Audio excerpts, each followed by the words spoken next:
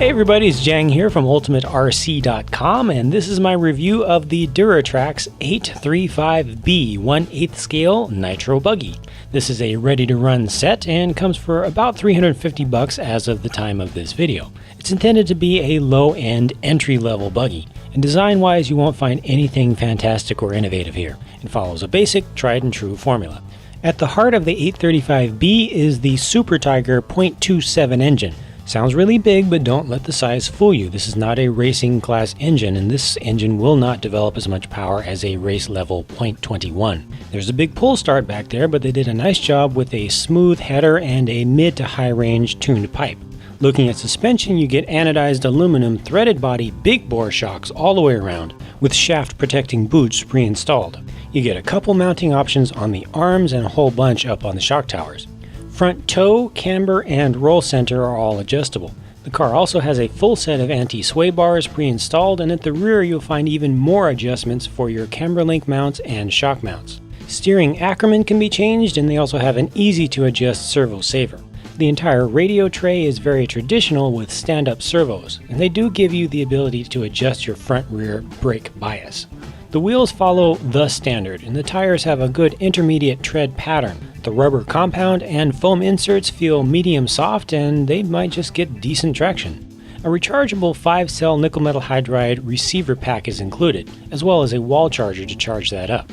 The radio set is a very low-end Futaba OEM unit, 2.4 GHz with servo reversing, trims, and steering dual rate. The package also includes a glow igniter, but no battery to go in it. It uses a C-cell, and they also give you a fuel filler bottle, which I forgot to film. That was a lot of F sounds. Surprised I got that in one take. You have to supply your own air filter oil, and once I got that taken care of and got a working battery in my igniter, it took just 6 pulls to get the break-in process underway. The next day, I was bombing around the local track. The 835B tops out at about 35 miles per hour, plus or minus a couple depending upon weather, the aggressiveness of your tune, and the age of your engine. The motor has pretty good mid and high range. The low RPMs are really lacking in torque. Lighter clutch shoes or stiffer clutch springs would definitely help liven this thing up at slow speeds. It jumps really well though, with no changes out of the box other than an adjustment to ride height. The springs and shock oil are pretty well balanced. The tires, for RTR meets, did pretty well. The biggest problem with the car's handling was terrible understeer. Before I went blaming the steering servo and swapping that out, I sought to make some tuning changes to help with the problem. Here's the car on another day with better steering. I tightened down the steering servo, stiffened the rear sway bar by adjusting the links, adjusted my camber all the way around based on the wear pattern of the tires, and dialed in some much needed toe out up front. Out of the box it was towed in. I also moved the brake bias towards the rear a bit. Unfortunately, my driving lines were too inconsistent to really show up the changes on camera, but as the driver I now had a much easier time making turns, and I had to adjust to being able to drive a little bit harder. Stronger servos still would have helped though. Another thing I expected to help? New tires. I ordered some pre-mounted Proline blockades, but by the time they came in, the track was all messed up. Thanks to the first rain of the season, it was now covered with a loose layer. So much for apples to apples comparisons. Even so, I was still able to get around the track more consistently than ever, and the car generally felt good. I felt like I could run in a sportsman race at a local club level. Since this is not supposed to be a race buggy though, I figured a little bit of bashing at the URC Bash Park would be in order. This worked out really well. It was great fun, the car handled flawlessly, and it left me wishing there was more than one place within an hour of me that I could actually drive a Nitro RC. Not all of my experience with this car up to this point was all rosy though. The on-off switch for the receiver was a major pain. Too many times when landing a big jump, it would just flip right off. From the outside, it would look like it was still on, but something was definitely awry inside. The problem got worse over time, and eventually I just bypassed the switch altogether. One time I thought the switch had flipped, it was actually the throttle servo giving out. That had to be replaced. At one point, power stopped getting to the wheels. That was scary.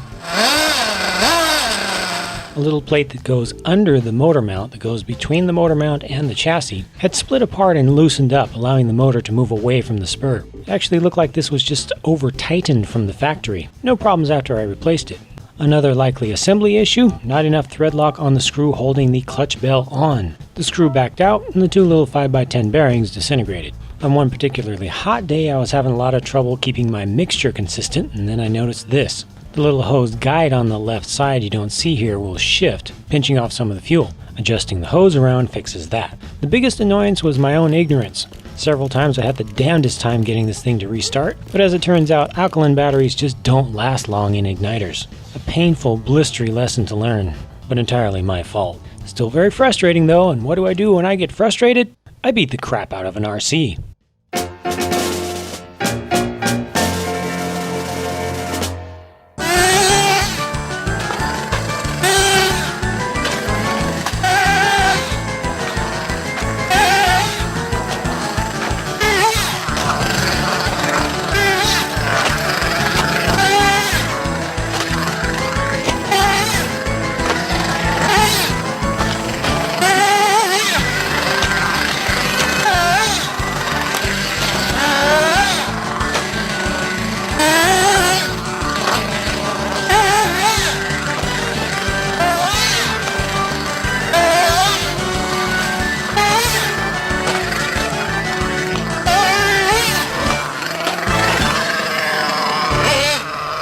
Damage report. One A-arm split apart at the seam right where the top and bottom mold halves meet. Same thing happened to one other front arm as well as one rear arm just out on the track, the result of clipping pipes.